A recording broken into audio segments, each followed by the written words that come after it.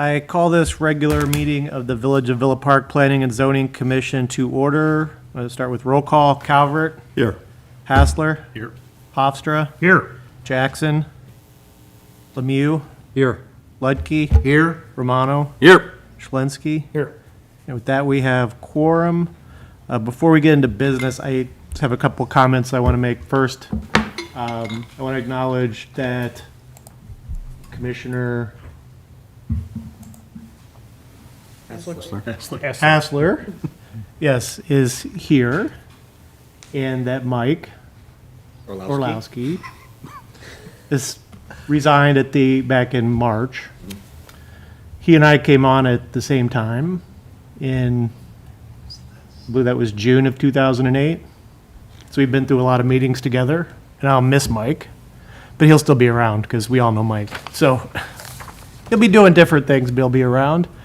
And also, just to acknowledge that our liaison is not going to be here either, Nick Cazone, because he's ending his tenure as president, and he was with us for 4 years. So we've got some turnover here, but it's all good. So thanks to Nick and Mike, and welcome, Alan. All right, so first item of business is the approval of minutes, assuming there's no one here for public comments. I don't see anyone. Okay, approval of minutes of March 13th, 2025. Is there a motion? So moved. Is there a second? I'll second that. Motion is seconded. Any questions or comments on the motion? All in favor? Aye. Any opposed? All right, the minutes are approved. So then we have Planning and Zoning Commissioner training this evening. Thank you, Chair. Yes, so at budget time, one of the items that we wanted to get funding for was a Planning and Zoning Commission training. It had been a little while, a couple years actually, since any training has happened with this particular group. So we got that approved, and we've reached out to Ansel Glink, who is represented here by Dan Bolin and Megan Mack, to do a little bit of training. They got a presentation, and it's going to be question and answer, and all the things that you guys want to get into, they are your people to help you, guide you through. And I'm going to flip it over to them. All right, thanks. Megan borrow that? Yeah, absolutely. He wants me to talk like Oh, she has to correct me. that. That's true. Good evening, ladies and gentlemen. I'm Dan Bolin from Ansel Glink, joined here again by Megan Mack, also from that very same law firm. Ansel Glink is a local government and land use law firm based in Chicago. We've got 7 offices now across this great land of ours, the great state of Illinois. And so one of the things that we do also across that great state is training for planning and zoning commissioners, sometimes through the American Planning Association, Illinois chapter, sometimes just us coming out and talking to different plan commissions, different village board members, sometimes different organizations. So it's always a great opportunity to get through the nuts and bolts of how you go through your jobs as planning and zoning commissioners on a night where there's nothing else on the agenda, and so you're prepared for those issues when they do arise. You're prepared to take them up when they occur. So some of the things we're going to be talking about tonight are your roles and responsibilities. We're going to talk about jurisdiction, procedures, and public hearings. We're going to talk about the comprehensive plan. I know that's something that you all are working on. Some meeting rules of procedure, and a little bit of FOIA, OMA, and ethics. But before we do that, I want to try to get to know who we're talking to, kind of understand where you're coming from. How if we could, Chair, if you might let us go around the room and hear everybody's name, how long they've been on the commission, and maybe just the nice way, like why you're on the Planning and Zoning Commission, not like why are you on the Planning and Zoning Commission? What do you like about being on the Planning and Zoning Commission? So maybe we'll start on the end over here. I was the newest until today. So, Louis Lemieux, and, let's see, my training is actually civil engineering, and I've worked equally as a general contractor and as a developer. Well,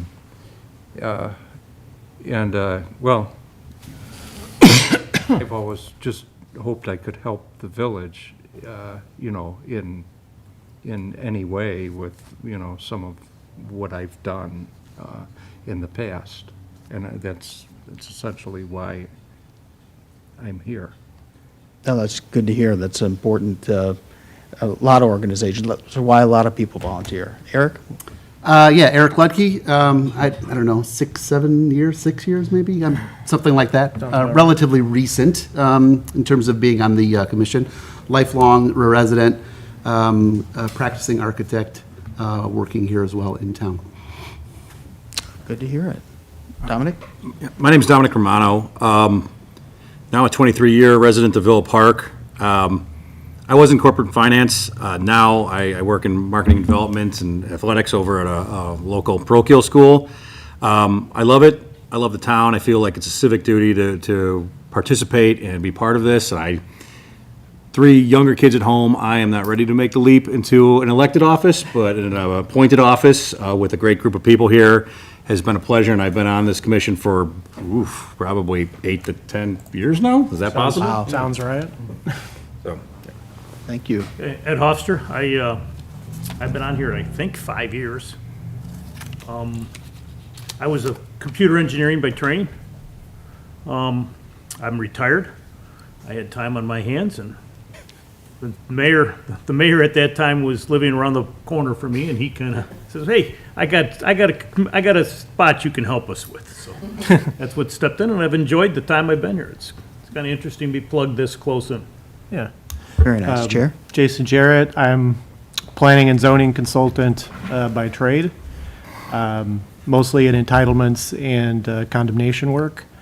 Back in 2008, I was kind of looking for a way to get involved in the community, and I knew planning and zoning commissions exist, obviously, but it's about the time I realized we had one. You don't always think about those things in your community.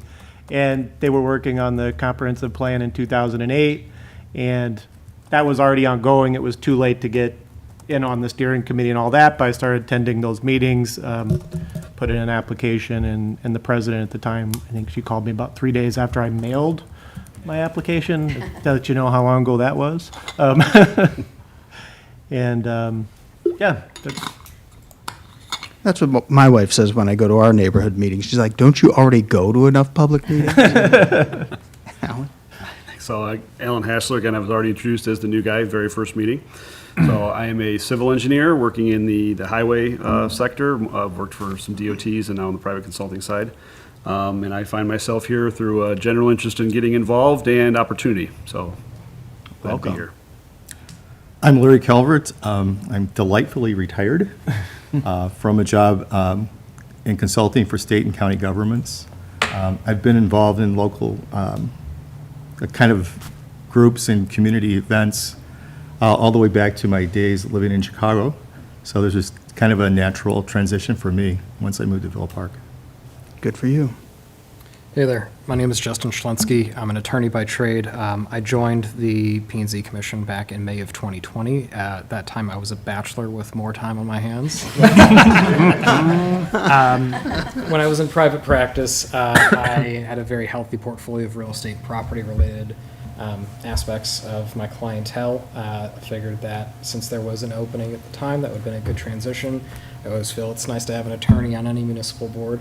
Appointed or elected, and like Commissioner Romano, I always felt a calling for being involved and performing under a calling for civic duty. No, thank you all for volunteering your time. It means a lot to your community, and we couldn't, we in the profession couldn't do it without folks like you volunteering your time to do this.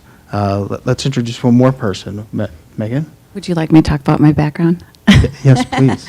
I'm Megan Mack. My first career was in planning, specifically transportation planning. I'm going to go way back. Do you guys remember Chicago Area Transportation Study? I used to work for them, CATS, back when it was CATS and NIPSI, before CMAP existed, because I'm really old. Yeah, I know. Shh. Before I worked for CATS, I worked for West Central Municipal Conference. I don't know if we picked up Villa Park, I can't remember. And then I worked for Northwest Municipal Conference, so I was very involved with councils of government, worked very closely with IDOT. I don't know if that overlapped with either of your careers. Went to law school at night, was very involved, always in the planning side. During law school, worked for the City of Chicago's building department. Totally sidetracked my career and became a state's attorney, did criminal law. After 10 years, decided I didn't want to do that anymore, and I've been with Ansel Link now for about 9 years, which is kind of the perfect marriage of all of my careers combined in one, and I promise you I'm done job shopping. I have 4 kids. I grew up in River Forest, which is west, but not this far west, and now I live in Killdeer. Dan's my favorite colleague, too, Oh, wow. for tonight. Oh, for sure. Megan is also my favorite colleague that is attending this meeting. Again, Dan Bolin, I was a law clerk at Ansel Link, an attorney at Ansel Link, now I'm a partner at Ansel Link, and suddenly I've been there almost 20 years doing all of this land use and zoning work. It's thrilling to do every day. I feel like this kind of work, not everybody's job, you feel like you're making the world a better place, but I feel like we get that opportunity doing this kind of work. And so thank you for all volunteering your time to make that possible. So If Dan's voice sounds familiar to you too, we do a podcast called Quorum Forum. We have a lot of free resources on our website. Municipal Minute is one that I would encourage you to check out because it's great updates on legislation and case law. But Dan does one called Quorum Forum, and he slips into his podcast announcer voice a lot. So you're gonna recognize that throughout the presentation. yeah, so sorry. He does it without trying, but he is such a great Yeah. radio voice. Well, Your firm ends up in my continuing education a lot, so. Good. I don't know if I've Good. heard you, but it's probably only a matter of. Well, we time. both have been on there a lot lately for some reason, so I'm sorry. That's fair. We just need the downloads. You don't have to listen. Yeah. But, we don't care if you listen. right. So I appreciate it. But, well, anyways, so let's get started. The first area we're going to cover has to do with land use roles and responsibilities. You all introduced yourselves. So we're going to go over kind of the players in the game in terms of how who's involved with the land use approval process. And staff invited us here today, and so we should probably talk about how important they are first. And so they have a significant role in processing land use and zoning applications at the front end, even before it gets to you. They accept, process, review applications, plans, and other documents well before the hearing's even scheduled. One of the trainers that we do this work is says sometimes the applicant will file C work and they get it to after talking to staff, sometimes even a B plus before it gets to you. So in terms of developing the application to actually understand what the applicant's asking for and getting all the relief that they really need because part of our job is compliance. We want to see these projects, compliance with laws. As a lawyer, it's one of my favorite things. But so they determine whether the application is complete. So they review it and make sure that all the information that's needed for you to review the particular request for relief is there. Everything that's solicited through the application forms or process is submitted. And staff makes that determination when it's complete and ready to be scheduled for hearing. And staff also assists you, as I'm sure you're familiar, through your hearing process, but they also help shepherd the request or your recommendation to the village board, when and the village board will make a decision on that particular request for relief or approval, and then staff will often be responsible for implementing that decision, whatever the village board decision is. And I'm sure that there's many different ways that staff assists you directly. I'm sure that you might receive staff reports or applications or materials before every meeting. It's really important that you review those materials that staff provides to you. In the old days, when there were paper packets, there was nothing that broke the hearts of staff more than watching members roll up to the dais and rip open the packet for the very first time right when they sat down. They work hard on these reports and assembling these materials for you so that you could have a productive hearing. And so if you read the materials in advance, you might get your questions answered before the meeting, and you give staff that opportunity to help you, to assist you, and get you the information that you need to help make a good decision. And speaking of questions, Mark mentioned it at the beginning. Please ask us questions throughout. We're here to make this as engaging as it possibly can be, with two lawyers talking to you for a long period of time. Do you, Megan? do you have a tendency to read your packets and reach out to staff ahead of time? Thomas? If necessary. I know in some of the communities that I work with, I'll see the emails, going back and forth, and I've found that several times it's been really helpful, and it's actually allowed us to not have to continue a hearing if people have been able to kind of spot some issues that staff can do some digging on ahead of time, so that when they go to the meeting, staff tries to be as well versed in the issue as they can, but sometimes there's something that just requires a little bit more background and maybe some additional information from the developer or whatnot. And so if you do have a chance to review those packets ahead of time and ask staff those questions ahead of time too, it could often alleviate the need to open and continue a meeting and dragging all the same players back and forth, because they don't necessarily have all of the answers in front of them at that meeting. I don't know if there's anything else that you guys wanted to add to that. Much preferred. Yeah, would rather get the questions out of the way so that they are more informed before they come up here. So absolutely. Yeah. And I also have a board too that, they may say, I've already asked this question in an email, but is it okay if I ask it for the record? And I don't think that's problematic at all. In fact, I think that looks great. It shows how much time you've invested prior to coming to the hearing and your preparation for it. And there's nothing wrong with having asked that to staff and then going ahead and also putting that on the record. Right. No, Go ahead. I understood that, and I made the mistake the very first meeting I was at. You have to be careful with how much discussion there is over issues prior to the meeting. That would be amongst yourselves, but not with staff, I don't think. Oh, okay, so you should mainly direct your questions to staff and not amongst the Yeah. commission I members. I think that'll be covered in more, but with the Open Meetings Act, You're right. you yes. have a majority of a quorum, which in our case would be more than two, talking about any business item, then you're having a meeting and that has to be published. But if you're talking to staff, Okay. you can call staff and talk to them all day. They would appreciate that. Right, and they get, oh, right. Yeah, they, all day. Thank for your call.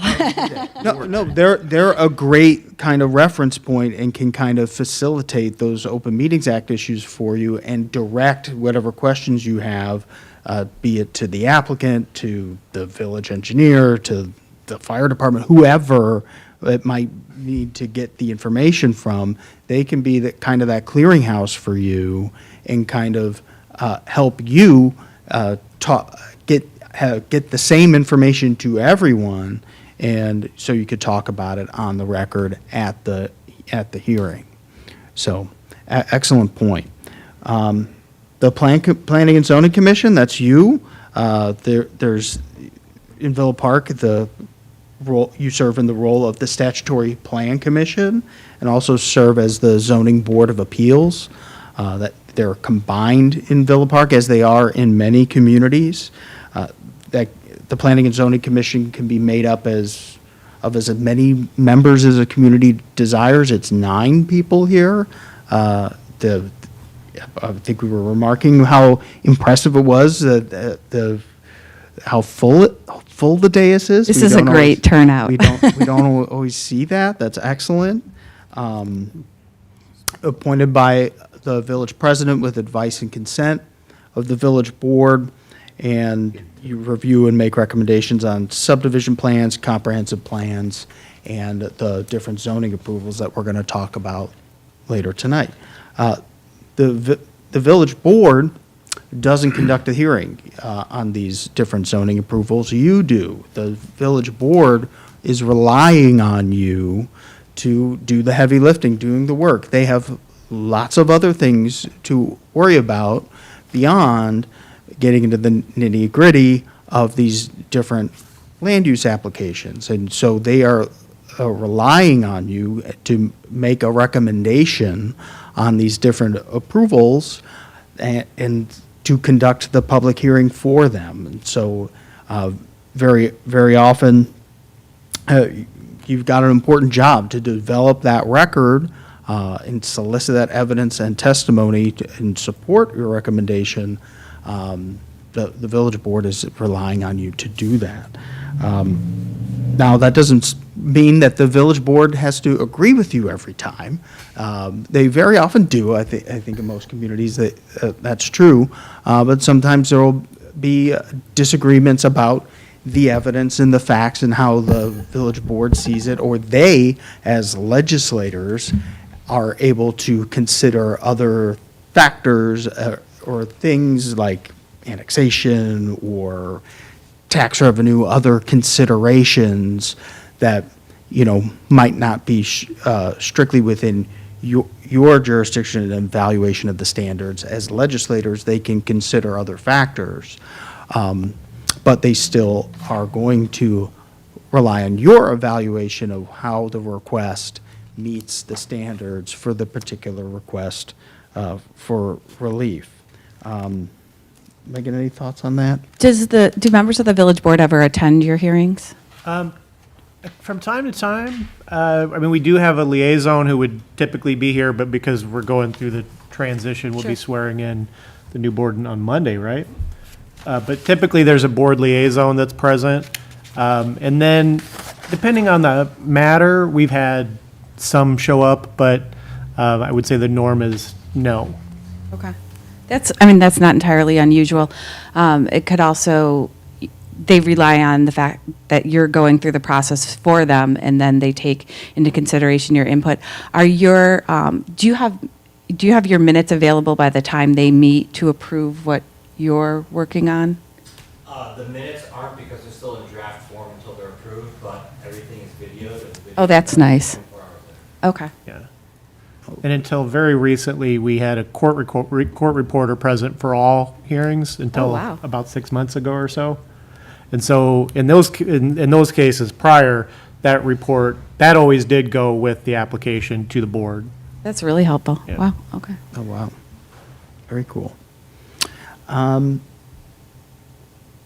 other questions about roles and responsibilities? We're going to move on to jurisdiction, procedures, public hearings. So, oh my is correct. And so these are the sources of authority. Your village code is implementing the state statute. Your plan commissions makes recommendations on subdivision plans, comprehensive plans. You also review other zoning applications like special uses, plan unit developments, zoning text, and map amendments. Your handout, you see there's a little table that summarizes where you are a recommending body and where you're a decision-making body. You're most often a recommending body. There's a couple of exceptions where you're an appeal body for decisions made by staff. And so there's an opportunity for applicants to appeal to you on PUD minor amendments and site plan reviews. I doubt that those are very common, but it's available in your code and it's possible. But I think more typically, you're going to be seeing these other kinds of approvals coming in front of you, special use permits, variances, text amendments, map amendments. So the map amendments, also known as rezonings, text amendments, are the changing the language in the zoning code. Variances are adjustments to typically height, bulk, the standards in the code, side yards, like different kinds of like dimensional regulations. There's a list of authorized variations that you're authorized to consider in most codes, and I'm sure it's in your code. Special use permits. These are uses that are permitted. These are allowed uses in the district, but because of their special characteristics, they are allowed subject to conditions. You can place conditions on them. Something that is a point of confusion very often about special uses is like, oh, it's a special use, we can just say no. Well, that's true if it doesn't meet the standards. But it's really a permitted use. It's allowed there, and you can place conditions on it to help make it meet the standards. If there's no conditions that can be placed on it to help do that, then denial might be appropriate. But it's an important distinction to make.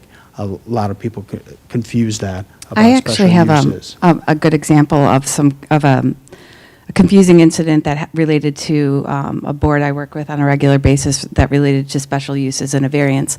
We had an application for a variance come across for, it was like a doggy daycare grooming center, and it was a special use that was approved on a corridor. And the special use had already been approved, and it was actually solely before us for a variance related to parking and fencing. And my Planning and Zoning Commission was asking for a noise study. Ooh, that was weird. And we had to tell them that they couldn't ask for that because it wasn't appropriate. Do you understand why that wouldn't be appropriate? The request was for a variance related to parking and screening. We weren't, it was a new facility, but it had already been approved as a special use, a doggy daycare, I'm not using the right term, was already approved as an appropriate use, and that had already been approved. And so the question of the noise and what the noise was going to do to the neighbors was not at issue at all. We were solely addressing the variance they needed related, I think, to a handicap parking space and some fencing that was going to back up from a major road, Rollins Road, that backed up to a neighborhood, a residential neighbor. And I could not get my Planning and Zoning Commission off the fact that the dog noise barking had nothing to do with the parking spaces and the screening. Does that make sense to you, though that was not the appropriate issue for them, that the variance If at I'm issue? understanding you right, if noise was a concern for that commission, the special use approval previous would have been the time to address that. Right. And really, if noise related to doggy daycares was such an issue, it probably should not have been approved as a special use in the first place. in the first place, which is something that would have been consideration for the board itself and the village board. But it wasn't appropriate for this variance discussion, and we spent so much time going the wrong way on this one issue, and they wanted to bring in noise experts. So I just think it's a good example of how you can get carried away on the wrong issue for the right reason, but you have to remember to stay in your lane related to the request that's in front of you. This is a tangent, but our favorite noise expert is Dr. Thunder, who comes to all. With Dr. Thunder. Heck yeah. he comes to all the pickleball hearings. We do a lot of pickleball hearings because we represent a lot of park There's districts. there's two Thunders working together now, though. Were you working with Stevie Thunder or Thunder, Elder Thunder? I've never met him. I don't like to Other- differentiate other folks- between them. Other folks in my office have met him, but Steve I'll Thunder never is a forget. I used to like pickleball, but I don't anymore.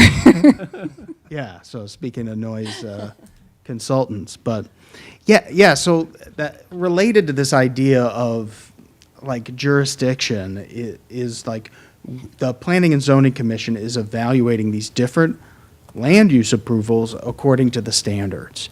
And so the zoning code is regulating land use. And so there are other issues related to the development that I'm sure that any person, any resident would be concerned about that are addressed by other people in the village. So like building code issues.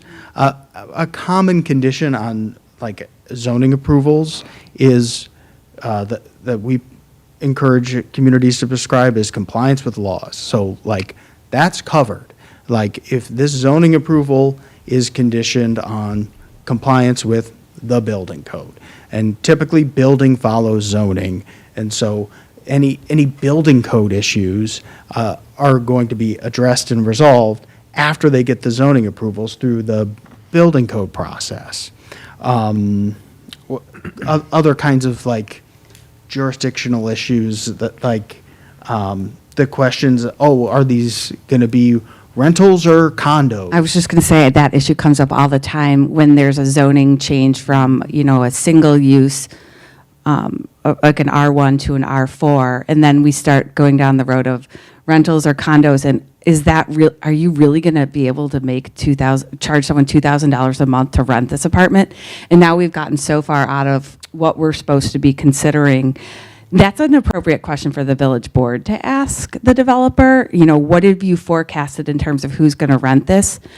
That's a little astray from what would really be appropriate to be talking about it at the Planning and Zoning Commission level. Right, there's cases that say that that's not an appropriate use of your zoning powers to like be evaluating if it's a rental or a condo or not. You regulate land use. The use is residential. So that's kind of another area that we often see plan commissions want to stray into, and quite reasonably, but it's just, what the law requires, or there's other folks in the village that are addressing these kinds of concerns. I think another obvious one that you actually kind of mentioned previously, and I only bring it up because when I was on the first join, there was an older commissioner who it was kind of his thing to bring up for pretty much every commercial development, which is how much tax is it going to generate? That's not really a land use question. No, appropriate for your village board maybe, Question but for not your village planning. board to consider, but not so much for us. Do you have an attorney that comes to your Planning and Zoning We Commission? don't. We do have. we have a village attorney that Oh, yeah, in a handful of. Right. Well, we just to say we've got. He's definitely in my top 3 attorneys in the room right now. I guess he might be my next favorite attorney in the room compared to Dan too. But we've been lucky to, as far as I can recall, to have always had an attorney up here that can at least offer some of those fine points. And we do have the village attorney that, on a handful of cases here and there, Right. I've consulted with, or I've had a conversation with staff to say, reach out to the attorney and make sure that we're good with all this. Well, and I was going to suggest, you seem like you have a comfortable role as chair. I don't know if you take on the role then when you guys get a stray. I know that when I am the attorney at the Planning and Zoning Commission, I have no problem jumping in saying, we've really gone off topic here, we need to go back. I don't know if you rely on staff to do that or if you're comfortable doing that. But just so that somebody is making sure, because you are creating a record while you're talking that, you may think no one listens to it, but trust me, we do when we go into litigation and we have to rely on that record. And the further you go astray, the harder it is for us to defend you. That's always a balancing act. Right. Whether you're the attorney or the chair, like, do you let this person say something that's a little bit astray for 15 seconds? Or do you make a scene? Or Right. or do you, when something goes, well, like there are times where I've just said, like, you can't consider that. Like, somebody says, well, this variation is just like the variation next door. Oh, I hate it. Variations are Yeah. unique, right? I mean, Correct. It that's- runs with the property, And right? so making that clarification is important for everyone. Yeah. A great way to keep people on track for the chair or anybody, or just for yourselves, is to refer back to the standards Yeah. for whatever the requested approval is. And we'll talk about them more later, but they're all kind of summarized in your handout. Obviously, the version of the village code is the gold standard, but there's kind of a handy summary reference there in your handout.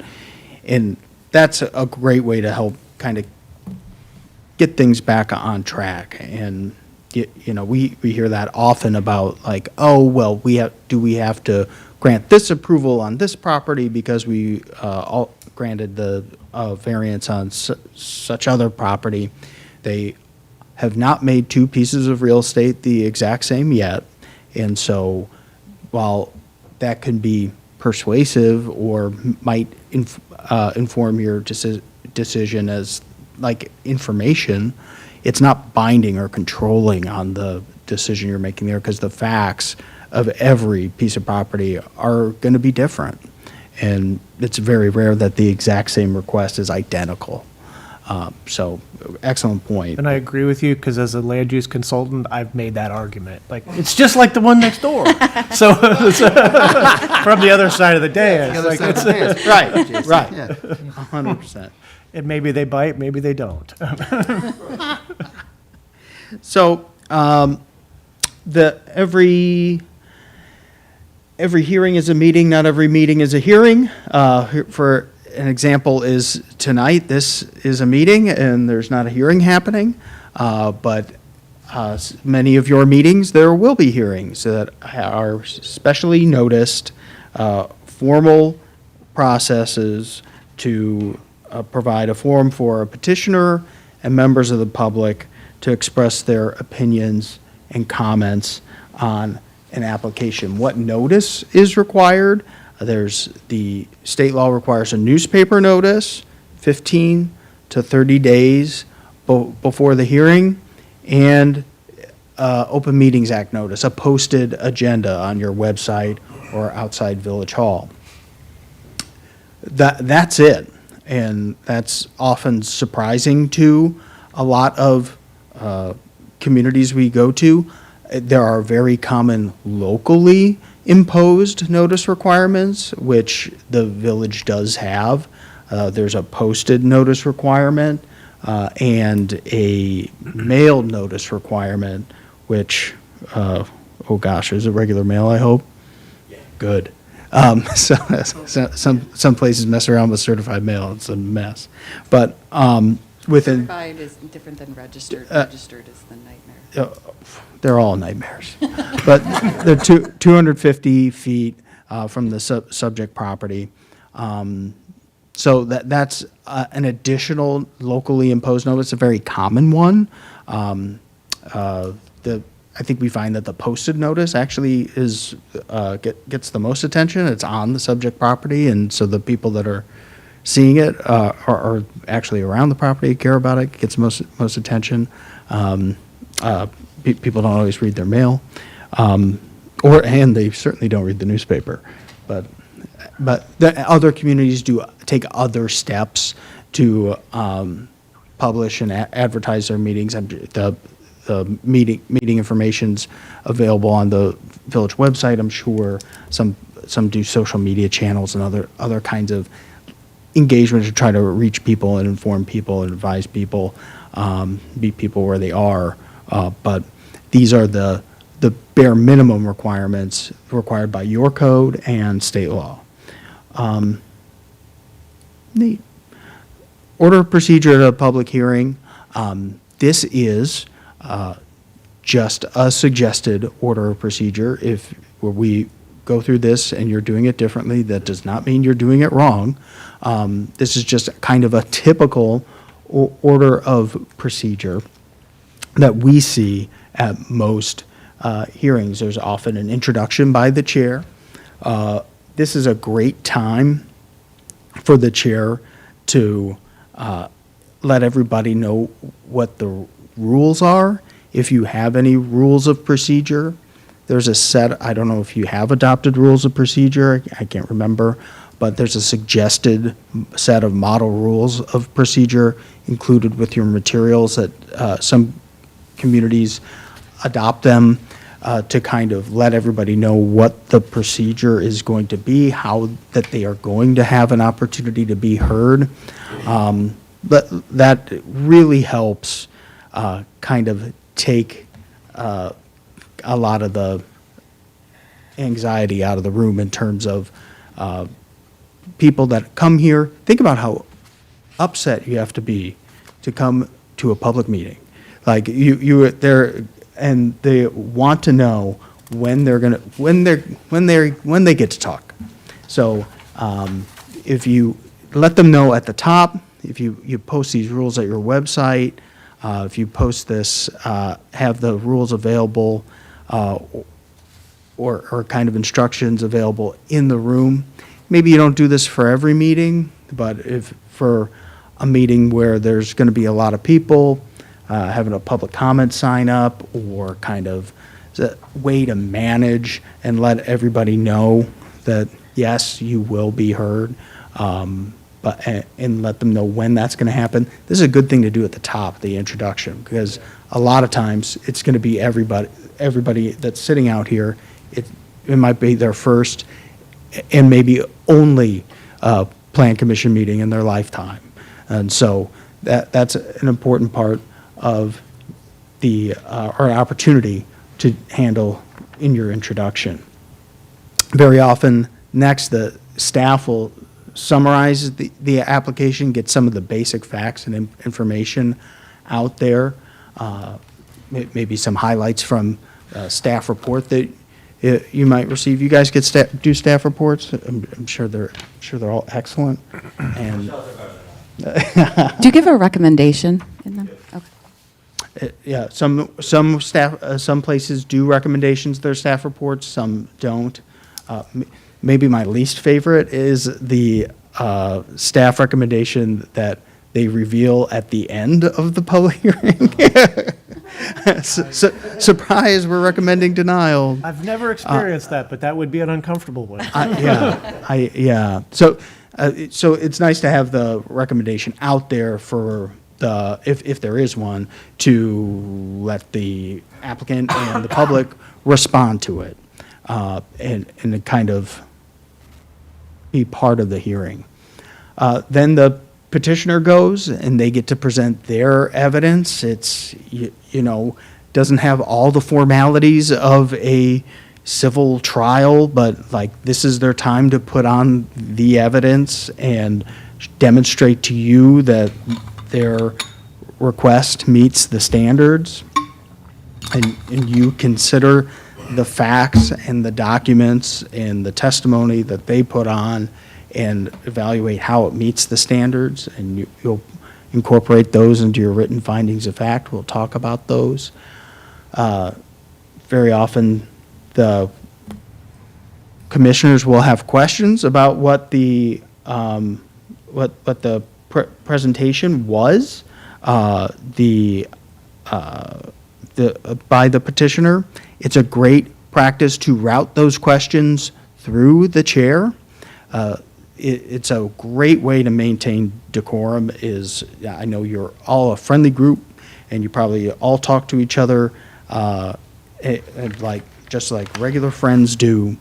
But during a public hearing, it's to maintain, and maybe not most hearings, but in like more contentious ones, crosstalk and debate, if the folks out here see you doing it, they're going to start doing it.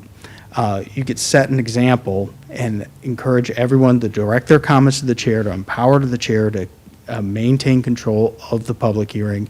He could take your question, direct it to staff if it's a question for staff, direct it to the applicant if it's a question for the applicant.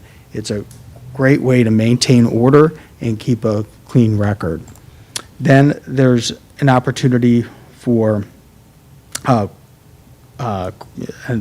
there's more detail about this in your handout, the cross-examination for the, or the public gets to go. The public can either have their own comments, or they can ask cross-examination is asking questions of the applicant or the applicant's witnesses. It's not very common, but there's a well-established right in Illinois to do that. So, and the chair can help facilitate and manage those questions as well. After the public goes, usually it's good to have the last word be by the petitioner. It's their burden to demonstrate the standards were met. And after any final questions, the Plan Commission can close the public hearing. You could either formally, some places do a formal motion to close the public hearing. Other places just, it's naturally closed when they take a vote. Either way works. Some places like to do the motion so that they can signal to everyone else in the room that, like, all right, we're done taking evidence. Now we're going to talk and deliberate amongst ourselves. And there's no more talking from the audience. You should deliberate on the record about what your decision is. You deliberate in open. There's no good reasons for closed sessions for plan commissions.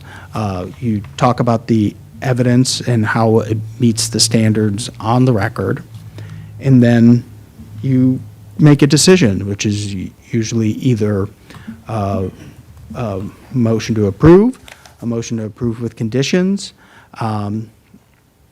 or the motion to approve fails. I don't know what your practice is here. It is typically, we advise plan commissions not to do a motion to deny if they are going to not support an application.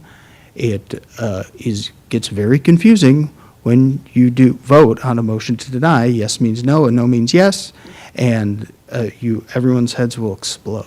So Vote in the it's a- affir- so vote in the if you- affirmative. You could just do the motion in the affirmative, and then you can vote no if you want to deny the request for relief. And if There's you're the some places person that, Where they do both. if you're the They person do that, the motion to approve, and if the motion to approve fails, then Sure. they do a motion to that's deny. interesting. I mean, that's a one way to like make it abundantly clear, but it's probably a little overkill, but. Yeah, in most But cases, sure. You do have to vote, and just because you're the person who makes the motion and the person that seconds it does not mean that you're voting in favor Right. also, just in case there was any question about that. So, public hearings required on your text amendments and rezonings, special uses, plan developments, comp plan amendments, and variations. Public meeting is sufficient for subdivision plats and site plans, except for these maybe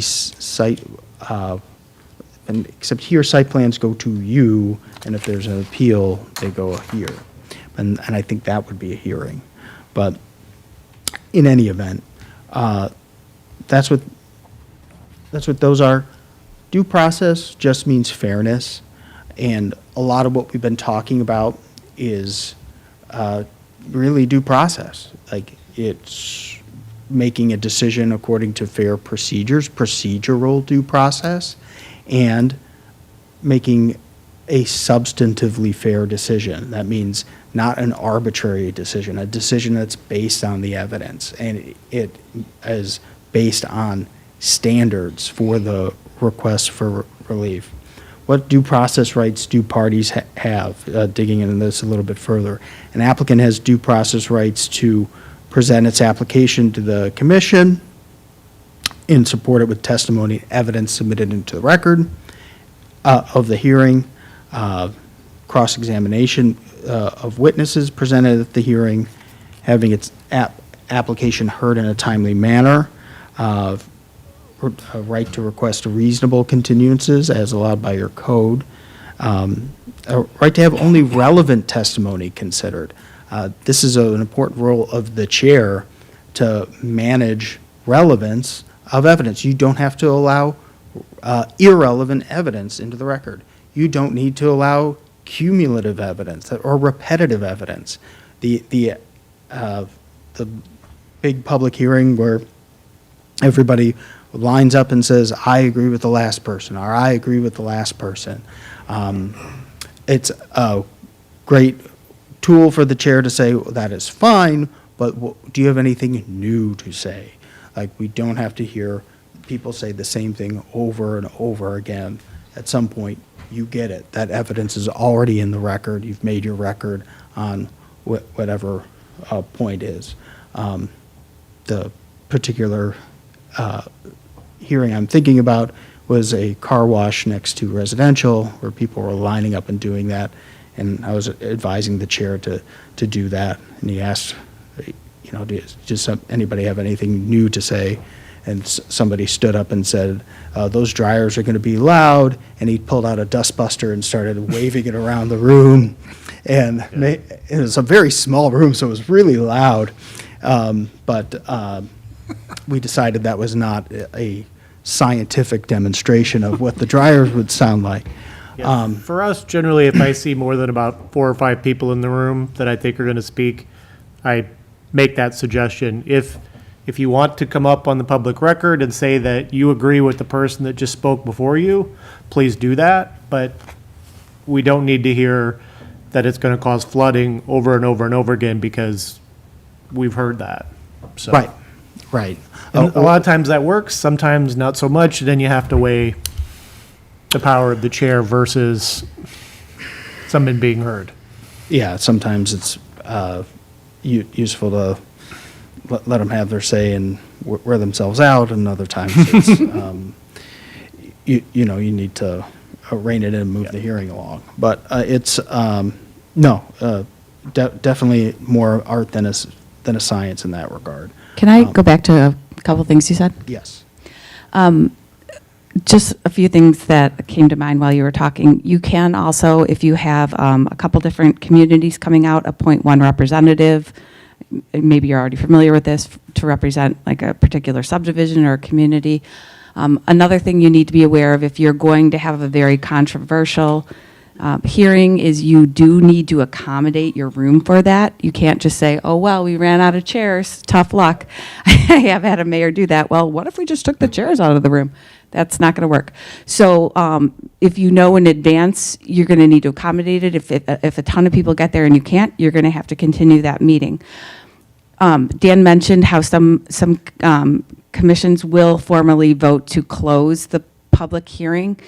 If you have found yourself in an exhausting night of public hearing and listening to testimony, and you think you're going to get to the point where you're going to close it, but probably maybe discuss a little but not vote on anything, make sure you do vote to close the public hearing so that when if you open and continue, you've opened and continued the meeting and you're going to continue your meeting for a later date, you close the testimony part so that you don't have to sit through it again when you reconvene to maybe vote and continue to deliberate, because the last thing you want to do is give everybody a chance in a week to come back and repeat everything they just said.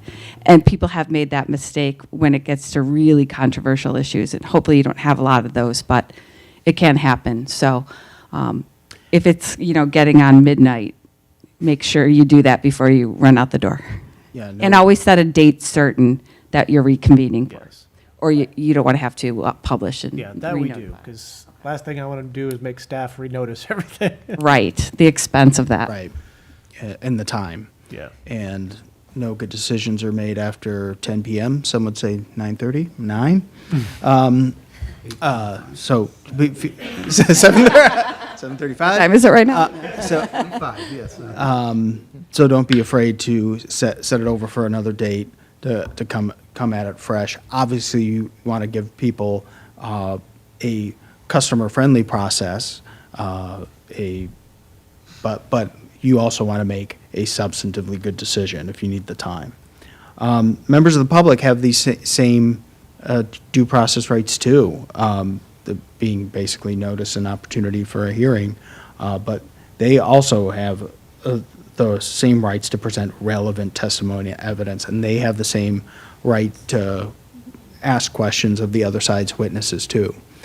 So keep that in mind. Both sides have due process rights, and it's not, more often than not, it's not always like sides. It's just like somebody got a notice and has questions about the project and want them answered. So, but it's important to allow everybody to be heard. This is what it's about, to be having a fair process. And that's procedural process. This next part is about substantive due process, substantively fair decisions, making decisions according to the standards. And so the testimony and the evidence should be relevant to the standards. Important that you keep these standards in mind when you're considering a particular request for relief. I'm sure your staff reports go over them, but keep them in mind during the course of the testimony, and thinking about how the testimony and documents that you're receiving and reviewing and being presented to you, how those apply to the standards and demonstrate how a particular request meets the standards or doesn't. Does a request need to perfectly formulaically check every box under the standards? It doesn't work that way, but you're able to assign weight and evaluate the standards. A particular request could be very strong, one particular standard, and have less support for another one, but you can overall evaluate them together and decide whether the request as a whole meets the standards. And whatever decision you're going to make, you just want to make sure it's supported by the evidence that meets the particular standard for those requests. You see the standards for text and map amendments, plan developments, special uses, variances in your handout. They're lengthy, but the standards that you're seeing there are pretty typical of what you see in other communities and in court cases that evaluate land use approvals.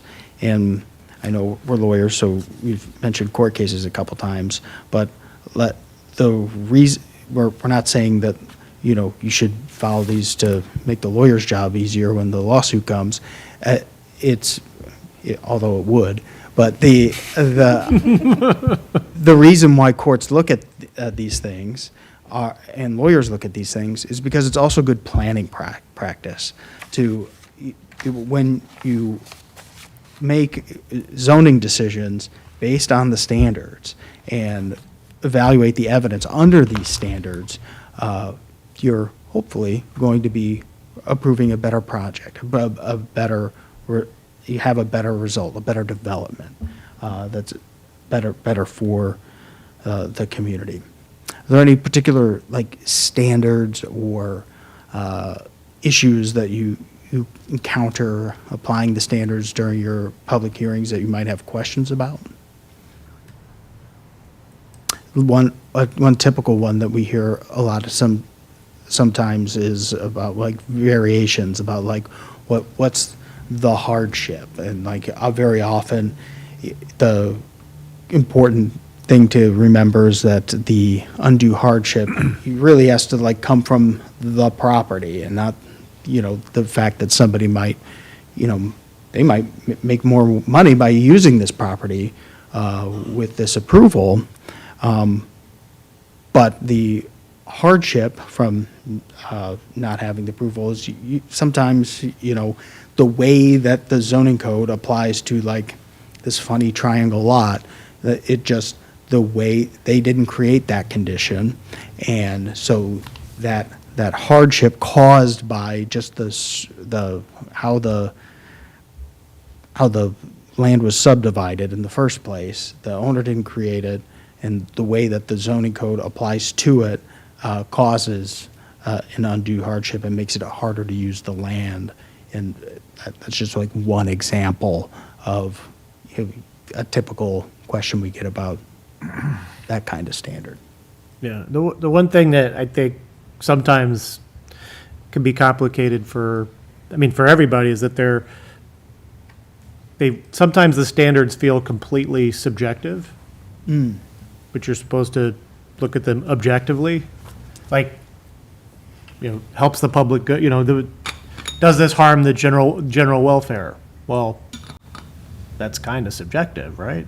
But we're supposed to look at it objectively, and so that can be complicated, I think, to sometimes wrap your mind around that, especially if you haven't gone through a number of them. Right. And yeah, you're the decision makers. You get to make that evaluation. And like really like what meets the public health, safety, welfare, that's like a really like low threshold to clear.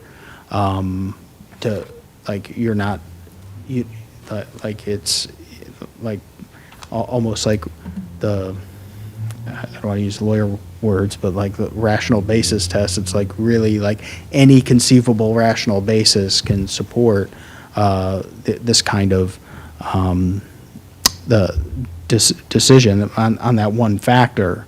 But yeah, that's what's in the public health safety, what promotes the public health safety welfare is a decision for each community to make.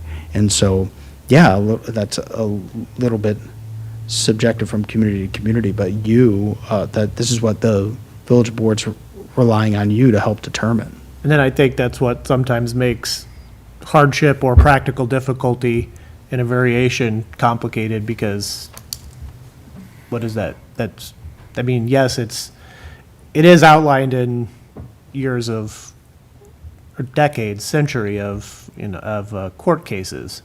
But when it comes up here, most of us don't have that at hand. So you have to weigh carefully and. Well, usually they'll do a good job going over it in the staff report. Yep. And if you do have questions about how to apply the standards, a great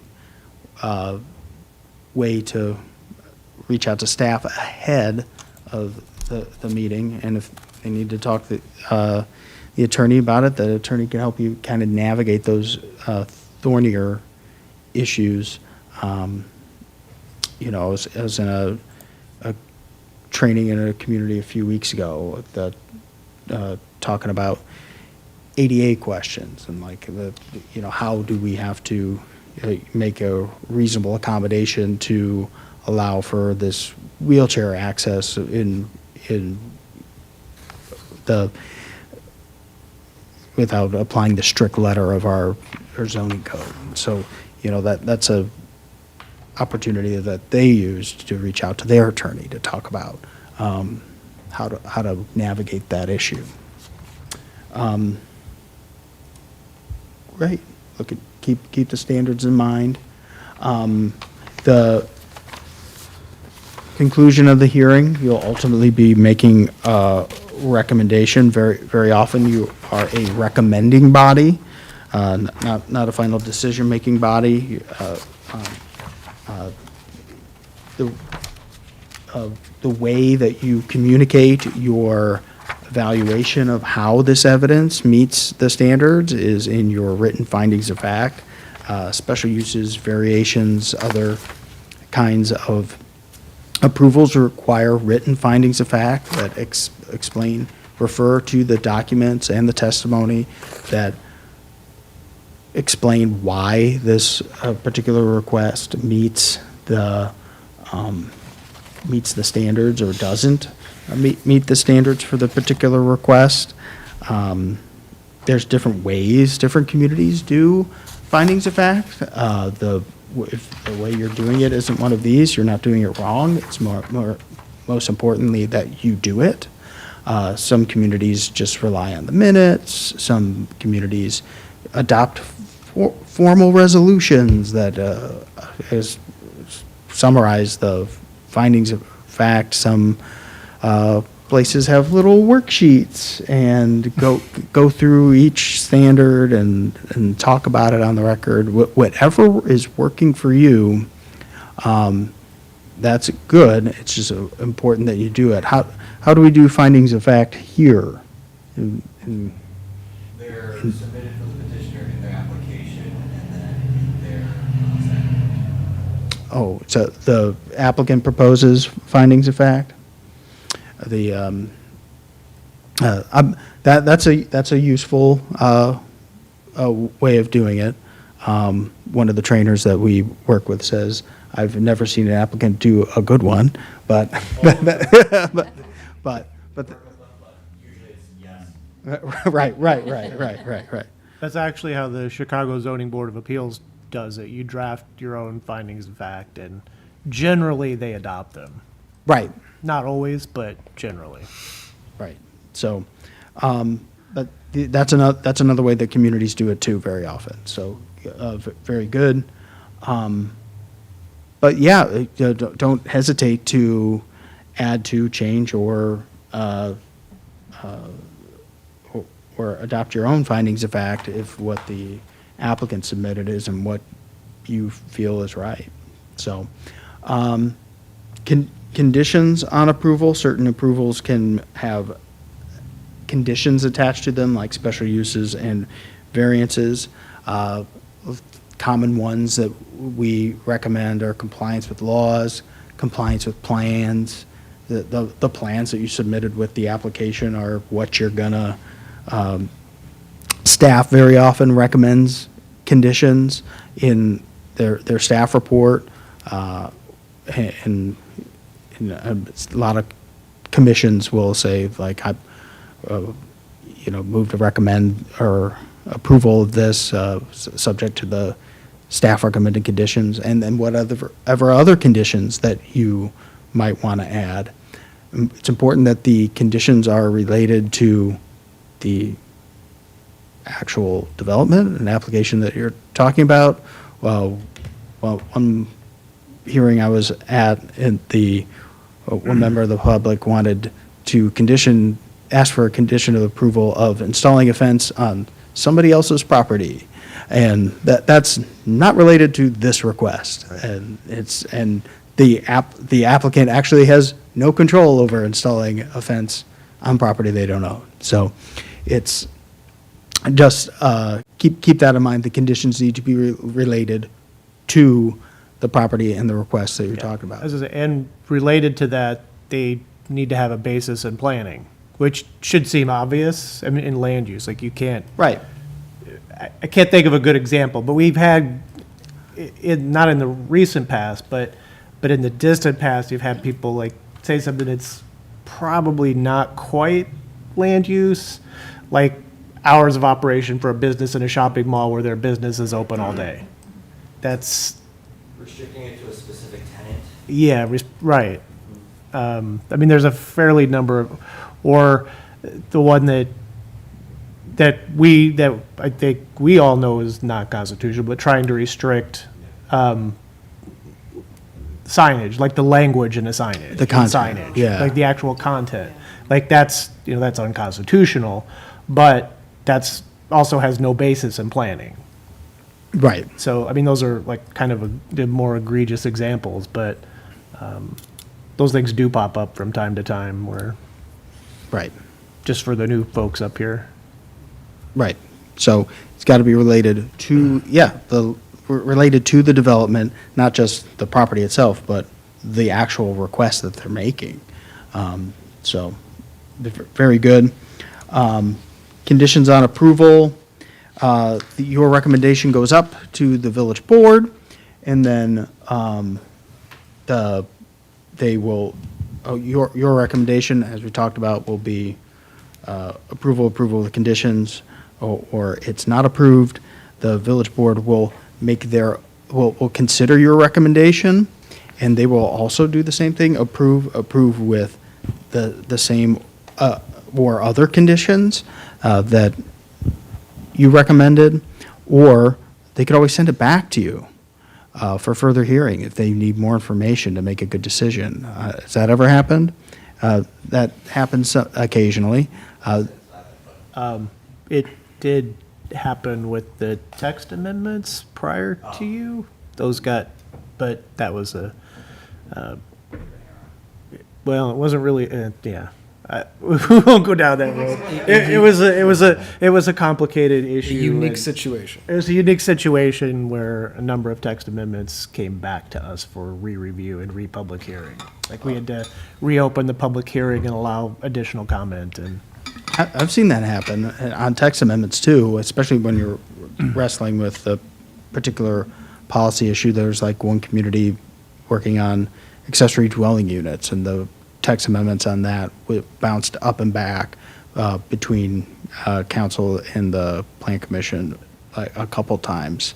And I mean, that's yeah, it happens sometimes, but not very often, but it can. I can't think of an instance in my time where that's happened with like a private development. Not that I could think of. Right, and I think you try to avoid that, especially with a private development. You try to tell them yes or no as soon as possible, just out of fairness. And Generally, we just try to avoid continuing unless there's a good, like on our end, making it two hearing, Right. a split hearing. If there's a way to avoid it, we Right. try to. Obviously, if there's complicating factors or more evidence is needed or the application's incomplete, then you have to continue. But because it just prolongs the time for the village, for the developer. So there are times when it is in the best interest of the community to do that, but yeah, but yeah, I think most places, most applications are completed in one night. But yeah, just important to know that you have that tool in your back pocket if you need to. And then the village board could deny the request, or they can, or if they approve it, they might agree with you, they might not agree with you. As we talked about, they very often do agree with you, I'm sure, but there's sometimes that they don't. The time for when they make their decision, they give to staff, they go implement that decision. Do you record your zoning approvals on the property? A lot of places do that. We are discussing internally about how to do additional procedures. Oh, okay. So some places do that to try to make it easier to document and refer to your approvals. But there's other work to do, I'm sure, that I'm not trying to make more work for staff here.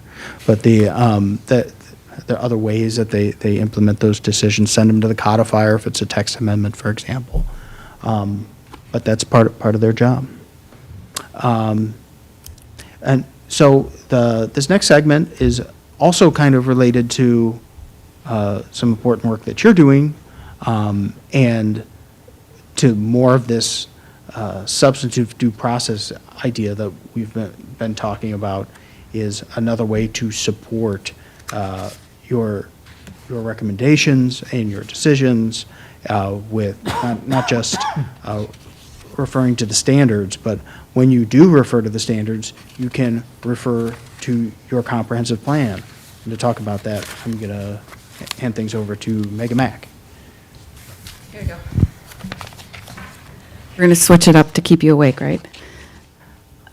So, We didn't promise that. but no, wait, I guess we'll we try. we did not promise that. You're all familiar with the fact how do I move this? Just click? You just throw the mouse. Oh, at- I went the at wrong this- way, of course. So your comprehensive plan, as you're aware, is just that, it's a plan. It's not binding. It's something, it sounds like, was the last time you did one 2008? we just approved one. Segue. Okay. Comprehensive plan was approved at the last village board meeting. How cool. Literally just approved an update. That's great. So now you have a new roadmap, new tools. Your comprehensive map should serve as, I guess, kind of it's a great resource of what your community is comprised of what it's a kind of like a look back and a flash forward, I think, is a great way to embody what you exist as, what your patterns have been, and what you think you want to become, and I guess grow up to be, is one way of looking at it. But I think it's a nice way of looking at your land use patterns when applicants come before you and say, especially throw out something crazy that doesn't fit with at all within your comp plan, you can easily say, that doesn't fit within our comp plan, and you're not stuck to that by any means. There's no rule, but it's also a nice thing to rely on and say, that doesn't make any sense. That's not what we envision ourselves to be. And look, we have this approved document to show you that we as a community don't believe that to be the case, but it's your roadmap. And that's the easiest way, I think, to look at it. And it's usually an amazing tool that reflects public involvement from within your community. Hopefully, it involved a lot of public involvement, and that's probably why it took as long as it did to get approved. Yeah, so something to keep in mind is that the comprehensive plan is aspirational. It is not law, and so one way, the opportunity you have now that you have a newly adopted comprehensive plan is to refer to the comprehensive plan in the zoning decisions that you make. And the ordinances and zoning approvals that you're recommending and the village board is approving, that's what implements the comprehensive plan. That's law. The comprehensive plan by itself is just a policy document. It's an important policy document, but it's not implemented unless you're referring to it and using it when you're making zoning decisions. One thing you may want to do now that you have a new comprehensive plan, that's so exciting, is to go back and look and see where your comprehensive plan does not line up with your current zoning map. And staff, I know how exciting this is, and start making some big text amendments, right? That's usually the natural progression of this, is you look to see where things don't align, and that is an important role for you. This is your role. This is the service you're going to help your village board navigate, is how do we make those two line up? So I would envision you have a lot of text amendments in your near future. So I'm going to kind of skip through the last slide, since you probably just went through all of that. Congratulations. And I'm going to talk to you about meetings and rules of procedure. So fun, right? Everyone loves to talk about Robert's Rules of Order. So first of all, Robert's Rules of Order were created for a parliamentary system of government, which really none of us have. So it makes a lot of sense then that we all rely on it, right? It's especially fun when you do it with a 5-board park district, 5-member park district board, and somebody makes an amendment to a motion and 3 people are trying to undo what just happened. None of that makes sense. So as we mentioned earlier, all your motions should be made in the affirmative. The person making the motion doesn't have to be in support, but again, you have to close out your public hearing by voting on the matter that's before you, even if you know it's going to go down in flames. Someone's going to need to second it. After you second it, that's what opens up your discussion.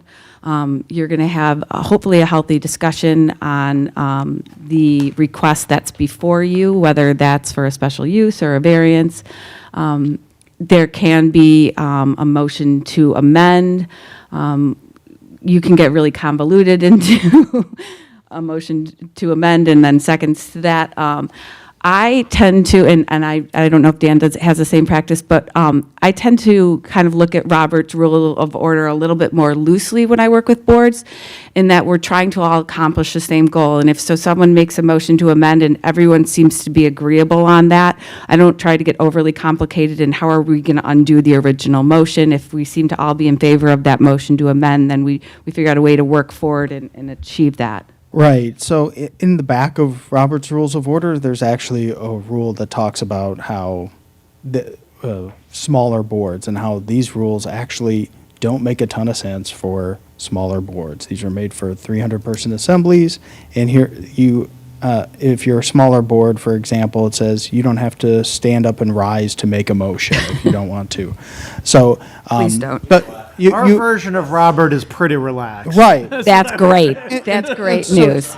Yeah. And so to Megan's point, like, if somebody really has a problem, like, they could always appeal the chair's ruling on how that particular procedure was done. But usually, what everybody, the chair and everybody sitting around the chair are trying to do is to reach a consensus on what to do, and it's a really cooperative, collaborative relationship. And so sometimes there's what one of my law partners refers to as a parliamentary tyrant that will be sitting on the commission and insist on particular the formalities of Robert's rules. It's just usually not super necessary, and to that end, a lot of plan commissions adopt their own rules of procedure, and they're authorized by statute to do so. And there's some sample rules attached to your materials that kind of speak more to the work that you exactly do, and the procedures that are more common to the requests that you're considering. And so that's something that commissions are empowered to do, something you might want to consider even if you don't adopt those exact rules, kind of using those to kind of guide how you conduct your business. It's a lot more useful than the stodgy formalities of Robert's rules. And one more thing, if you'll allow it, Counselor. Oh, please. The point on motion to continue and motion to table, I know a lot of folks Confuse them. Confuse them. It's not, I just said, don't get hung up on these kind of, parliamentary points, but I'm going to point out this one. Table when the meeting's adjourned technically means that the motion dies at the end of the assembly, and it's not coming back. When people do a motion to table, they more often mean a motion to continue or a motion to postpone consideration to a date certain. And so that is what we mentioned earlier when you are going to continue a public hearing to another day. Do it on the record that you're continuing the hearing to another date certain, so that you don't got to redo the notice and all of that. And those, both motions to continue and table are not debatable. You just vote a motion, a second, and then vote. So FOIA, OMA, and ethics, hopefully you've all done your required trainings on the Attorney General's website. Aren't they required to do that? No? Maybe not. I'm speaking out of turn. They It's are. not a bad idea if you aren't. We do have to do that. I thought you had to do Yes. an OMA training. Okay. You failed that pop quiz. I was going to say, that's, I know. Yeah, Well, you do have to file your statement of economic interest, then you have to do your OMA training. You don't have to They probably were do a due May FOIA training. No, your staff should handle that for you. But there is, for a long time, the Attorney General's website had their OMA training down, so everyone was kind of like naturally exempted because you couldn't do it. But it should be back up, and so you should be doing that. So what constitutes a meeting? You actually alluded to it earlier. It's a majority of a quorum. In most cases, it's more than two, which is 3. So whenever there are more than 2 of you together, you are constituting a meeting. That could be the meeting is over and we're all walking out of the building and there's 3 of you still here. Don't talk business, you're essentially still having a meeting. I know it's natural to kind of end something and still want to talk together. When someone is out to get you, someone you just maybe denied approval of, they're going to sit and wait to listen to you say something wrong so that they can come back at you. Hopefully you don't live in that type of a community, but it does happen. So just be careful. As much as you want to linger and talk about how crazy that meeting was, just go to your car. And if you feel the need to pick up the phone and call someone later about that, you can do that. But, more more than 2 of you, 3 of you, you're going to get into an OMA violation. Same goes for texting each other during meetings. If you're texting each other and it's a group text, you can create a meeting. That can be subject to the Freedom of Information Act. None of you want to have to be turning over your private cell phone records because some of what you say probably during a meeting isn't something you'd want the general public to be seeing. I mean, not our presentation, of course, but your notices have to be posted 48 hours in advance of your meeting. Staff takes care of that for you. Your agendas also are going to be up there. You can only vote on things that are on your agendas ahead of time. This comes up more for village boards who sometimes feel like they can just approve things that aren't necessarily there. We talked about your minutes. Your minutes aren't necessarily approved to hand out until you have approved them as a body. Sounds like you just figured out a way to save yourself some money by not having a court reporter here. Great move. They're crazy expensive. With technology now, you guys are super up to date with technology. It's great. And you're definitely open and convenient, and this is a beautiful room. And a great place for people to come and take advantage of your meetings. You probably have no reason to ever to go into closed session. The Open Meeting Act does allow for a closed session, but I don't know how that would really apply in this type of a board meeting. It happens to our village boards quite often, but not in a planning and zoning meeting. I think that's their remote attendance. Is that actually come up very much here? The only ways that you would be allowed to attend remotely is if you already had a quorum in place, and then there are certain exceptions, childcare, health, employment. I don't. And if you've adopted rules. So if you haven't adopted rules to allow remote attendance under the rules, I'm not. I think at the tail end of COVID, we had a couple of witnesses who attended virtually. Yeah, well, there was emergency declarations in COVID that kind of assisted with all of that, but you would have had to have adopted something since then that would allow you. And witnesses are different. Yeah, Yeah, witnesses we are have different. not. Okay, so then don't attend remotely. You don't have the ability to do that unless you adopt rules. Unless you want to adopt rules to do it. Exactly. Let's see. Do commissions have the ability to do that themselves, or is that something that's at the board level? I mean, Well, you the probably would need to hierarchy go of through your village board, I doing would that? think.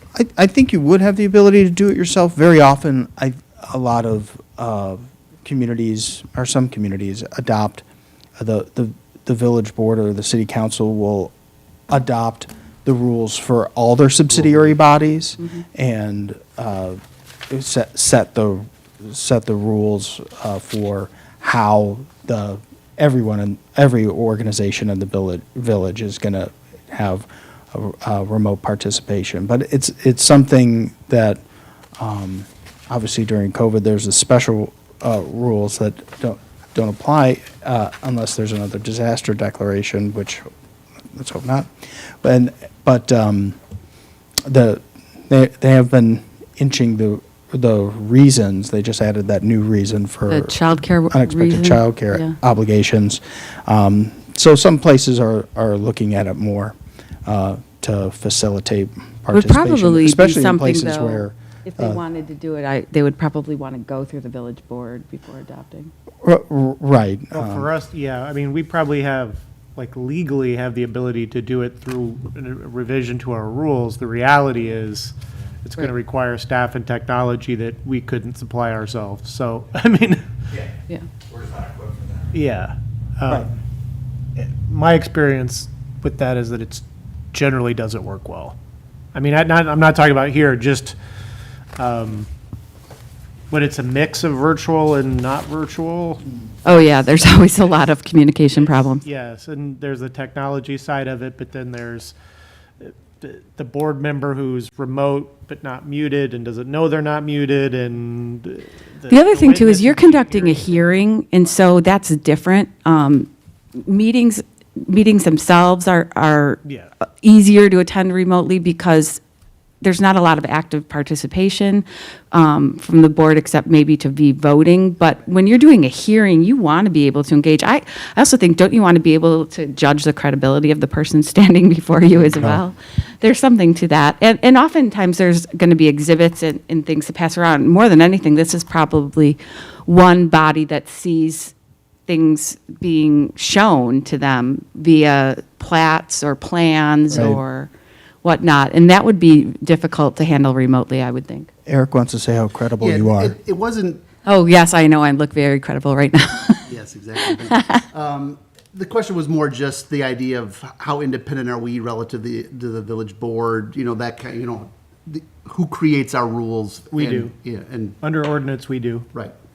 So we have the ability to do that if we want, if we deemed so be it. Procedures as an Yeah, right. Of course, I mean, the village board would obviously have Yeah, the I- ability to change that ordinance at any time. So, so it's a, that's village code. So. yeah. So hopefully you're all familiar with the Freedom of Information Act. This is an act that allows anyone, the public, to submit a written request to have access to public records. The village probably has a designated FOIA officer, probably more than one.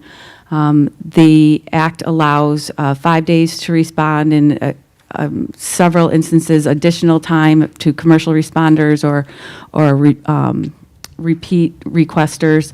There are several exemptions that allow for materials to not be handed back, even though they are technically public records. The enforcement of FOIA is handled through the Attorney General's office. Technically, what happens is if the village were to deny a FOIA request, you have to include in that communication to the requester what subsection of the statute as to why you're denying the request. Then usually there's a little bit of back and forth, and then if the requester doesn't like that answer, they file a complaint with the Attorney General's office, and it goes to the Public Access Counselor. We refer to that as the PAC. The PAC then will send the village a letter asking for more information, and then it can go up or down from there. The enforcement is, I think, a small fine or a public opinion making you look bad.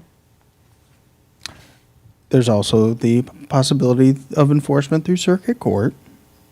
That's another way to enforce. In like the- injunctive relief? Right. Oh, okay. We try to not get there. Good advice. Ethic. Things can be hashed out in court. The goal is not to get there. Yes, correct. As lawyers, we do try to avoid court, right? I don't know what kind of lawyer you are, Justin. We could talk about that later. Ethically, you are subject to many, I guess, many different ways you can get in trouble here. The Gift Ban Act, it limits you to $75 a day, $100 a year, which I kind of think they need to take into account inflation a little bit. That's really, really low. I think so too. I reviewed that today, and I thought, wow, I can't believe they haven't upped that in a while. That's like nothing. But keep in mind, that is what it is, $100 a year. You're also subject to the Prohibited Political Activities Act. You have to file a disclosure of your economic interests. Related to that real quick, we should have everybody here should have just got notice that their economic interest statements are due. Correct, You're your statement of new. economic interest are due. If you You're new- haven't, or you don't know how to do that, who should we reach out to? Reach out to staff and they'll help you. But you're new. I don't think you would have been on the list Yeah. for last year's. And I'm on the list, and I only actually get the notification about once out of every 4 years. I don't know wow. I don't know if it's spam filtering or what, but Yeah, those were due, so if you haven't done it, please do it. So included in the Prohibited Political Activities Act are things like if you are a government employee, you can't be engaging in political activities during the day. The Gift Ban Act we talked about, you can't be taking money or gifts beyond what's been identified as $75 a day, $100 a year. You shouldn't be accepting any quid pro quo, I can never say that, or accepting anything in exchange. You as a member of the Planning and Zoning Commission, be careful of anybody that you think will be appearing before you if for some reason they were to offer you, Cubs tickets or something like that. We always encourage members of our Planning and Zoning Commissions to do site plan visits to look at the request that's being made before them. It is very likely if you do a site plan visit that you may run into the person that is petitioning for you. That doesn't mean you can't talk to them. It just means you should be keeping your conversations to, the weather or the day. And if they start to talk about their application, say, I look forward to talking to you at the meeting. And invite them to remind them, or if there's a controversial issue in your community and people know that you're a member of the Planning and Zoning Commission and you happen to be your local Jewel checking out, and someone says, oh, I remember you're a member of that board, I want to just, bend your ear on this, say, I appreciate that, and I look forward to hearing from you at the meeting, and cut it off at that. Right. So a lot of this stuff sounds scary, but we already talked about at the beginning that everybody's here for the right reasons, and so a lot of this stuff is common sense that you're not going to be accepting random gifts from people that might appear in front of you and things like that. And it's also natural that you're citizen planners. You're actually qualified to be sitting up there because you live in the community. And so it's not surprising that you're going to be running into people and that they might talk about your work on this commission. This is a great opportunity to refer them to staff. And staff can tell them everything that they want to know about the application or the request that your neighbor or whoever wants to ask you about. And if you have what this is called an ex parte communication, if you end up talking to an applicant or a member of the public, Disclose it. just at the public hearing, put it out on the record, and it's not a big deal. Nobody's going to be surprised that you shop in town, and that you talk to people, but put it on the record so that the applicant and the public can respond to it. And pretty much they're going to have nothing to say about it because you already took the sting out of it by disclosing it. By not disclosing it, you open up the possibility or the argument that the recommendation or the decision was made on some outside information. It's not made on information at the hearing. This is an arbitrary decision that was not based on the evidence in the record. So just put it out on the record. It's not a big deal. Same thing with your site visit. Put it out on the record that you drove by the property. Don't go on the property. But it's going to be good enough, I promise, but just driving by.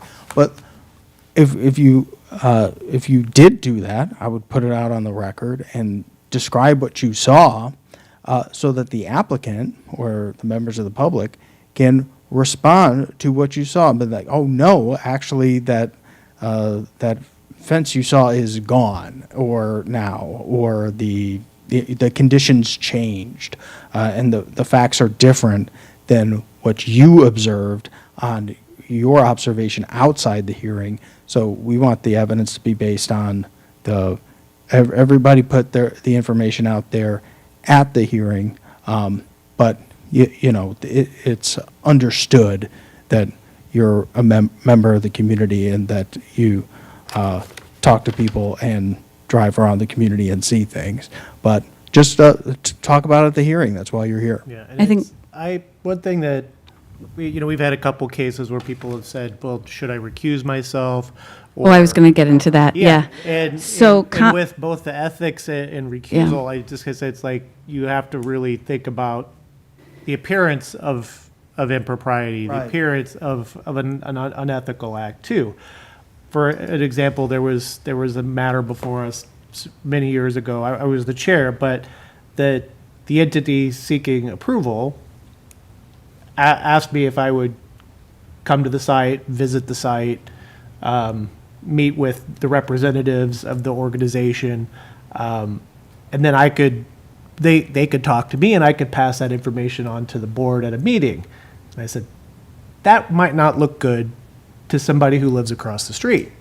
If you want to have us visit the site, reach staff, and we'll set up a meeting. We will come visit the site if that's what you want us to do. Or staff can go. Or staff can, yeah, but I individually, especially as the chair, but I mean, as a commissioner, that would look bad. If somebody drove by and saw me out there talking with you a week before the project comes before me. I do want to mention, though, conflicts of interest, people kind of throw that term around a lot more loosely than it really is defined. Conflicts of interest really only apply if you have a financial interest in a project or you're related to somebody who has an interest, or if you're going to have some financial or monetary gain from that project. So you may seem to think you have a conflict of interest in something more often than you do. And sometimes we'll see this come up when you're all probably very active in your community. That's why you're sitting up here. You're probably also members of non-for-profit organizations. Sometimes those non-for-profit organizations may be before you with a specific zoning request. Just because you are a member of that non-for-profit does not mean that you have a conflict of interest. You should disclose that. But especially as a member of a non-for-profit, what financial gain are you going to have related to your seat on that board or your participation in that non-for-profit? So just be aware that you may know that one of your fellow chairpersons serves in a role of something, and you may think, oh, that's a conflict of interest. Let them be the judge of that. Know in your head that a conflict of interest really only has to do with a financial gain or a relationship to somebody who's there. If you feel that you question it, bring it up to staff. If staff isn't comfortable with giving you an answer, they will run it by their attorney. They can help you decide if you need to recuse yourself. A lot of times people do recuse themselves for things that they don't necessarily need to. It drives me nuts to get the conflict of interest question like 5 minutes before the hearing starts. They're really fact dependent very often, and so do bring them up with staff. And very to Megan's point, very often if there's no financial conflict, it's probably not an issue, but there might be. It could be an appearance of impropriety, right? And that you want to maybe just put on the record. Right, and it's, or if you personally feel like I cannot be fair because the applicant is my mother, or Project is on my block. I mean, Well, that's not. I'm not saying that you should have to say, I mean, that's not a conflict, but You hear some that a people lot. see that as a conflict, and it's not. Yeah, and I you live in a smaller community, that's going to happen all the time. right. Right. We I'm hear saying that. you shouldn't necessarily recuse yourself Correct. from that. Right. But it You doesn't can hurt to point out say- that you live on the Right, block. that's what I'm saying. It doesn't hurt to say that, this Right. is my neighborhood. Yeah, so on the one hand, that could be qualifying Right. for you. That's why you're sitting up there, because you live in that neighborhood. On the other hand, you don't want to keep it a secret that Right. you live down the street. You want to give out the parties an opportunity to respond to that, and you want to demonstrate on the record that you could evaluate this fairly. Or if you truly can't, and this is another point I'm sure Megan was going to get to, if you do feel you have a conflict, I'm sorry, I'm very excited. 9:15, I don't know if I have any points left. You need to recuse yourself entirely, just not part. Yeah, and I don't know what your take on this is, but I kind of feel like if you're going to recuse yourself from the hearing, you should just leave. 100%. Okay. I don't Yeah. think that I'm not sure if we've ever recused, but if we did, that would be a request would Yeah, I just don't see the value, and if you feel the need to recuse yourself, then sit here in the audience and judge everybody Right. on how they're going to evaluate it. Well, because the point of recusing yourself is that you're not influencing Correct. the Right. debate or the Yeah. discussion. If you're on the dais or if you're in the I agree. audience, Yeah.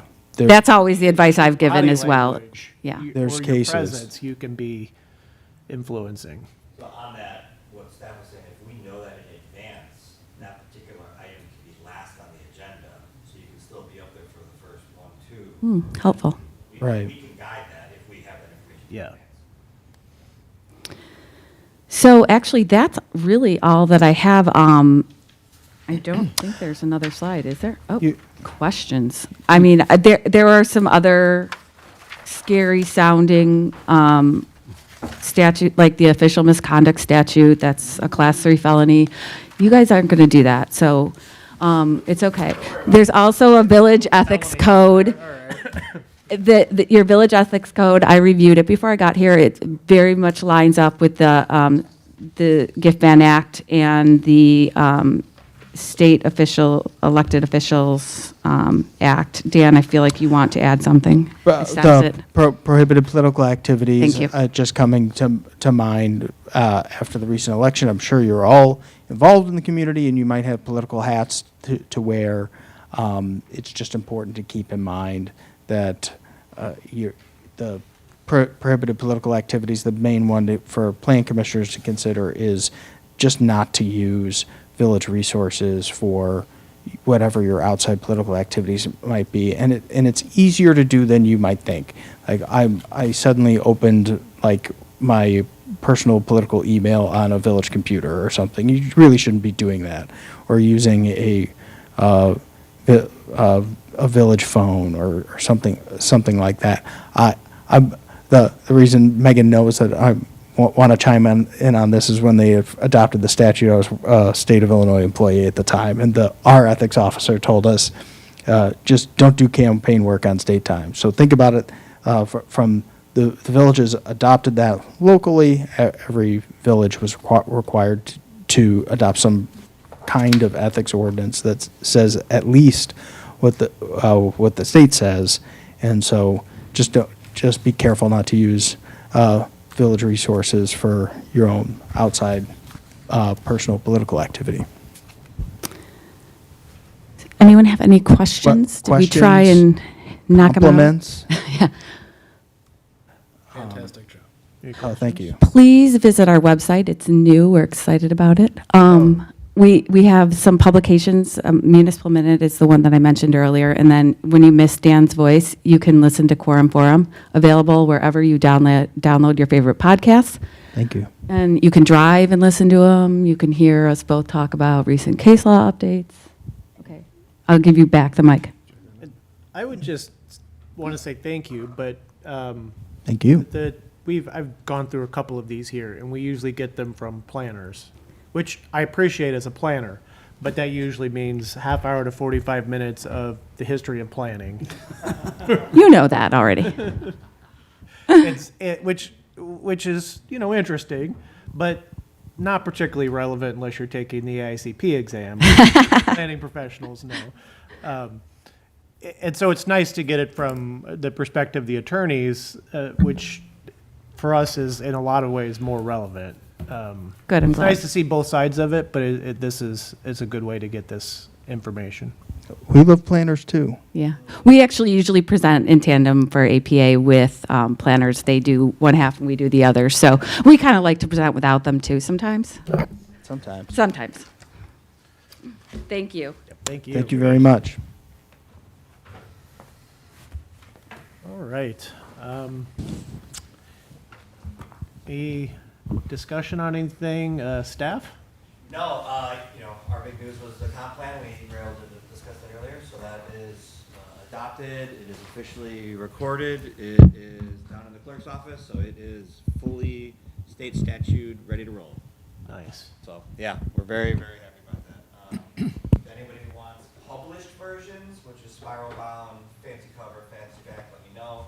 If not, then we're just doing the 3 staple ones, just for your own work docs. And then everything's already on the website. If you just want the PDF as well. Nice. Good. Right, any comments or discussion from the commission this evening on anything? Nope. All right, motion to adjourn. So moved. Second. Second? All in favor? Aye. Adjourned.